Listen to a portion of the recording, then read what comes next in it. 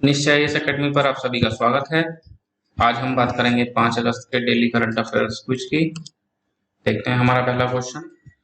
Aerial seeding तकनीक के प्राथमिक लाभ क्या हैं? जुताई की किसी आवश्यकता को समाप्त करना, इसके बाद जुताई की आवश्यकता नहीं होती, एक बड़े क्षेत्र की कुशल कवरेज हो जाती है एरियल सीडिंग से, मिट्टी का अपवाह कम हो जाता है एरियल सीडिंग से, और मृदा कार्बन में सुधार आता है। पहले देखते हैं एरियल सीडिंग चर्चा में क्यों है, फिर देखेंगे इसके क्या क्या लाभ हैं। तो हरियाणा वन विभाग द्वारा प्रायोगिक रूप से राज्य में हवाई बीजारोपण करा जा रहा है। इस तकनीक से अरावली के दुर्गम क्षेत्रों में भी वृक्षारोपण किया जा सकेगा। जिन क्षेत्रों में वहां की दुर्गमता के कारण वृक्ष लगाना संभव नहीं है, हवाई बीजारोपण से वो भी हो पाएगा। हवाई बीजारोपण है क्या? वृक्षारोपण की एक तकनीक है। ध्यान रखेंगे क्या है? वृक्षारोपण की एक तकनीक है जिसमें मिट्टी, खाद और अन्य आवश्यक तत्वों के मिश्रण से ढके हुए बीजों को गोले बनाकर हवाई जहाज, हेलीकॉप्टर, ड्रोन आदि उपकरणों के द्वारा जमीन पर छिड़का जाता है। इन बीजों के गोलों पर मिट्टी, खाद और अन्य आवश्यक तत्वों के मिश्रण का लेप रहता है, जिससे बीज हवा में उड़ने की बजाय भूमि पर निर्धारित क्षेत्र पर गिरते हैं और पर्याप्त वर्षा होने पर उनमें अंकुर निकल आते हैं और धीरे धीरे करके वो बड़े वृक्ष बनते हैं। हवाई बीजारोपण कैसी टेक्निक है? वृक्षारोपण की टेक्निक है। ठीक, तो ये कहाँ कहाँ संभव हुआ? जो दुर्गम इलाके होंगे, जहाँ अत्यंत कठिन होगा पेड़ लगाना, उन इलाकों में ये संभव हो पाएगा। और इसकी खासियत ये है कि इसमें जो पोषक तत्व हैं वो बीज के साथ में ही उसमें लगे होते हैं, तो इसमें बीजों के प्रकीर्णन के पश्चात उन पर ध्यान देने की आवश्यकता नहीं होती है। यही कारण है कि बीज गोलों के रोपण को फेंको और भूल जाओ टेक्निक भी कहा जाता है। वृक्षारोपण की फेंको और भूल जाओ टेक्निक। इतना समझ ही गए होंगे कि इस तकनीक में मिट्टी में जुताई की और खुदाई की आवश्यकता नहीं होती। देखते हैं हमारा क्या आंसर होगा। नंबर 1, जुताई की आवश्यकता को समाप्त करना। ठीक है, जुताई की खुदाई की आवश्यकता नहीं होती इसमें। नंबर 2, एक बड़े क्षेत्र की कुशल कवरेज। वो तो नाम से ही क्लियर है कि एरियल सीडिंग है, हेलीकॉप्टर से बीज डाला जा रहा है, तो किसी छोटे क्षेत्र में तो नहीं डाला जा रहा होगा, एक बड़े क्षेत्र को कवर करता है। ठीक है, मिट्टी के अभाव को रोकता है, इससे इसका कोई संबंध नहीं है। और मृदा कार्बन में सुधार, इससे भी इसका कोई संबंध नहीं है। ये दोनों ठीक हो जाएंगे, तो सही उत्तर क्या है? 1 और 2, हमारा आंसर हो जाएगा बी।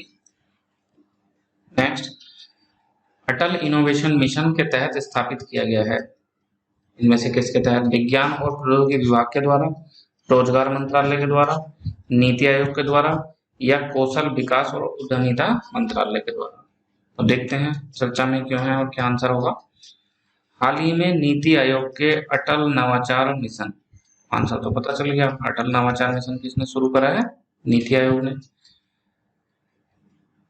तो अटल नवाचार मिशन द्वारा एक मजबूत पारिस्थितिकी तंत्र के लिए एक इंक्यूबेटर क्षमता वृद्धि कार्यक्रम चलाया गया है, जिसका नाम है एम आईक्रेस्ट। इसका आरंभ इन्होंने किया है। इसका उद्देश्य उच्च प्रदर्शन करने वाले स्टार्टअप का निर्माण करना है। इस कार्यक्रम को अटल इनोवेशन मिशन द्वारा bill and Melinda Gates foundation और बादवानी फाउंडेशन इनके साथ मिलकर शुरू किया गया है। ठीक, तो इसको आप ध्यान रखेंगे। अटल नवाचार मिशन इंक्यूबेटर्स को ऑपरेट करने के लायक बनाया गया है। इंक्यूबेटर्स क्या होते हैं? तो सपोज कीजिए कि कोई आईआईटी इंस्टीट्यूट है, वहाँ कुछ स्टूडेंट हैं, वो अपना कोई कोर्स कर रहे हैं। तो मानो कोई स्टूडेंट बीटेक में है, उनके ग्रुप ने कोई आइडिया सोचा और उन्हें कुछ करना है, इसके लिए इन्हें फंड की जरूरत है। तो इसके लिए इंक्यूबेटर सेंटर्स बने होते हैं, जहाँ पे जिनके पास फंड होता है वो यहाँ आते हैं और इनके स्टार्टअप्स के बारे में जानकारी लेते हैं। अगर उन्हें कोई स्टार्टअप पसंद आता है, इनके पास पैसा है, ये लोग उसमें पैसा लगा देते हैं। इनके पास आइडिया है, ये अपना आइडिया लगा देते हैं और एक बड़ी कंपनी बन जाती है। और इन इंक्यूबेटर्स के माध्यम से इन्हें पैसा भी उपलब्ध हो जाएगा और इन्हें प्रशिक्षण वगैरह भी प्राप्त हो जाएगा। तो यह है अटल नवाचार मिशन। तो अटल नवाचार मिशन या अटल इनोवेशन मिशन किसने स्थापित करा है? नीति आयोग। नेक्स्ट, निम्नलिखित कथनों पर विचार करें। 1952 में प्रथम अखिल भारतीय विहिप सम्मेलन आयोजित किया गया था। अखिल भारतीय सचेतक सम्मेलन का आयोजन संसदीय सचिवालय को सौंपे गए कार्यों में से एक है। इस समय समय पर वो अखिल भारतीय सचेतक सम्मेलन करवाए। नंबर 3, भारत को ब्रिटिश संसदीय प्रणाली से विहिप की अवधारणा विरासत में मिली है। मतलब संसदीय प्रणाली में जो विहिप जारी किया जाता है वो हमने ब्रिटेन से लिया है। देखते हैं क्यों चर्चा में है। तो राजस्थान कांग्रेस के जो मुख्य सचेतक हैं, जो चीफ विहिप हैं, उन्होंने कांग्रेस के बागी विधायकों की अयोग्यता की कार्यवाही में उच्च न्यायालय के आदेश को सुप्रीम कोर्ट में चुनौती दी है। उच्च न्यायालय ने इन विधायकों के खिलाफ अयोग्यता की कार्यवाही को स्थगित रखने को कहा था। विधानसभा अध्यक्ष को राजस्थान कांग्रेस के चीफ व्हिप ने सुप्रीम कोर्ट में चैलेंज किया है और उनका कहना है कि ये जो निर्णय दिया गया उच्च न्यायालय के द्वारा, ये सुप्रीम कोर्ट के द्वारा दिए गए निर्णय किहोतो होलोहन, ये महत्वपूर्ण है, आईएएस में पूछा जा चुका है। किहोतो होलोहन निर्णय दिया गया था 1992 में, उसका उल्लंघन करता है ये निर्णय। इस पीठ ने क्या निर्णय दिया था? इनका निर्णय था कि अध्यक्ष का निर्णय अंतिम होता है। अगर दल बदल कानून के तहत किसी की निर्योग्यता जांची जानी हो तब उसमें अध्यक्ष का निर्णय अंतिम माना जाएगा और न्यायिक समीक्षा हो सकती है, लेकिन उसका स्कोप काफी सीमित होता है। इस तरह का वो निर्णय दिया गया था। सचेतक क्या होता है? तो सचेतक किसी राजनीतिक दल का वो अधिकारी होता है जो संसद सदन अथवा विधानसभा के अंदर उस दल की नीतियां विचारधारा को इन्फोर्स कराता है, उसका इन्फोर्सर होता है। ये ध्यान रखता है कि इसकी पार्टी के सदस्य पार्टी की विचारधारा के अनुरूप कार्य करें।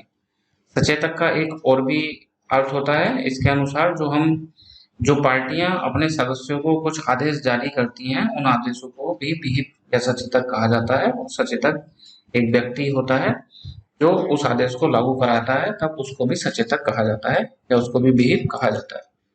और ये जो विहिप की प्रणाली है, ये ब्रिटिश परंपरा की देन है, ब्रिटिश संसदीय परंपरा की, और वहीं से चली आ रही है। ये भी ठीक है कि 1952 में प्रथम अखिल भारतीय विहिप सम्मेलन हुआ था। इसके अलावा एक और फैक्ट चर्चा में था, तो इसे भी आप याद कर सकते हैं कि विहिप के प्रकार वन लाइन विहिप होते हैं, 2 लाइन विहिप होते हैं और 3 लाइन विहिप होते हैं। 1 लाइन विहिप में केवल सदस्यों को मतदान के बारे में सूचित किया जाता है और 1 लाइन विहिप जारी होने पर उस पार्टी के सदस्य मतदान में भाग नहीं लेते।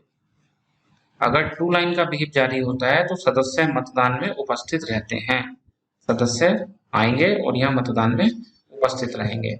और अगर 3 लाइन विहिप जारी करा जाता है तब वो आते भी हैं, उपस्थित भी होते हैं, और जिस पर मतदान किया जाता है उसके विपक्ष में उन्हें या पक्ष में जो भी विहिप में लिखा जाता है वो वोट करना होता है।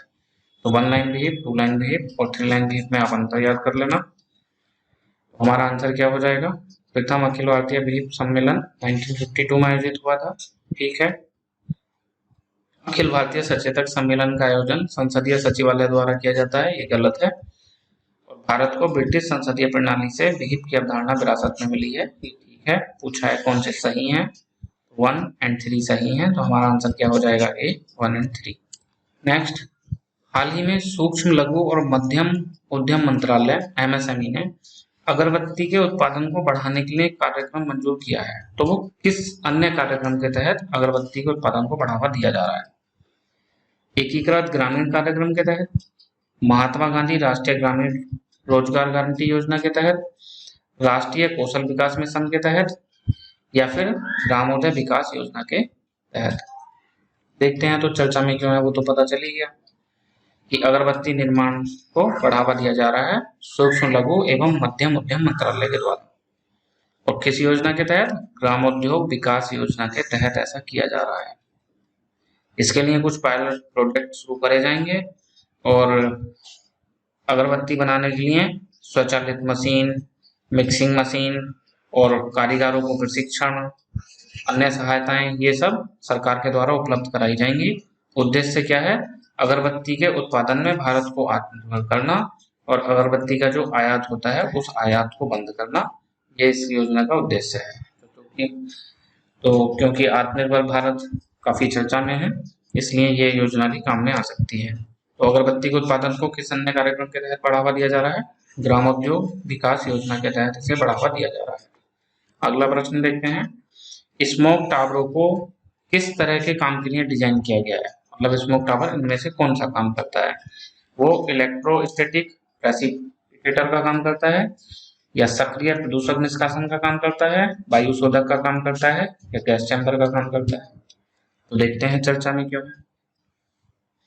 उच्चतम न्यायालय ने पिछले वर्ष दिल्ली सरकार तथा केंद्रीय प्रदूषण नियंत्रण बोर्ड इनसे कहा था कि दिल्ली में, राजधानी में स्मोक टावर लगाए जाए और इसके लिए एक विस्तृत कार्य योजना बनाई जाए। और फिर जनवरी में फिर अदालत ने कहा था कि अप्रैल तक 2 स्मोक टावर दिल्ली में लगाए जाने चाहिए, लेकिन वो नहीं लगे हैं, जिस वजह से ये चर्चा में है स्मोक टावर। ये होता क्या है स्मोक टावर, ये बहुत महत्वपूर्ण है इस बार एनवायरनमेंट के हिसाब से। भारत का स्मोक टावर है वायु, ये इस वजह से भी चर्चा में है। देखते हैं इसको। स्मोक टावर करता क्या है, वायु शोधक का काम करता है। एक टावर बनाया जाता है, उसके ऊपर एक मशीन होती है, पंखे के माध्यम से हवा को खींचा जाता है। अलग अलग स्मोक टावर की अलग अलग कैपेसिटी हो सकती है, कोई 1 किलोमीटर तक की हवा को शुद्ध कर सकता है, कोई 500 मीटर, कोई 200 मीटर। तो वो हवा आती है इसके अंदर, उसमें से जो डस्ट छोटे पार्टिकल होते हैं उन्हें हटा दिया जाता है और फिर उस हवा को नीचे बिठा के वापस रिलीज कर दिया जाता है और हवा शुद्ध हो जाती है। ये होते हैं स्मोक टावर। पहला स्मोक टावर 2015 में रोटरडैम नीदरलैंड में स्थापित करा गया था। और भारत का स्मोक टावर है वायु। इसको विज्ञान और प्रौद्योगिकी विभाग द्वारा वित्त पोषित है। और इसको किसने बनाया है, CSIR और नीली ने मिलकर इसको बनाया है। और ये 500 वर्ग मीटर के जितनी हवा, इस एरिया में जितनी हवा आएगी उसको शुद्ध कर सकता है। और सबसे बड़ी बात इसकी यह है कि इसका खर्चा बहुत कम है। ये 10 घंटे चलाने के लिए केवल आधा यूनिट बिजली इसमें लगती है और पूरे महीने का रख रखाव और बिजली सब खर्चा इसका लगा के 1500 रुपये प्रति माह का खर्चा इसमें आता है। स्मोक टावर क्या होते हैं, वायु को शुद्ध करने का कार्य करते हैं। तो हमारा आंसर क्या हो जाएगा, C, वायु शोधक होते हैं। क्विज आपको पसंद आए तब आप इसे लाइक करें, अपने फ्रेंड्स के साथ शेयर करें और निश्चय इस चैनल को सब्सक्राइब करें। क्विज की PDF आपको डिस्क्रिप्शन सेक्शन में मिल जाएगी, वहां से आप इसे डाउनलोड कर सकते हैं। आज के लिए इतना ही, धन्यवाद।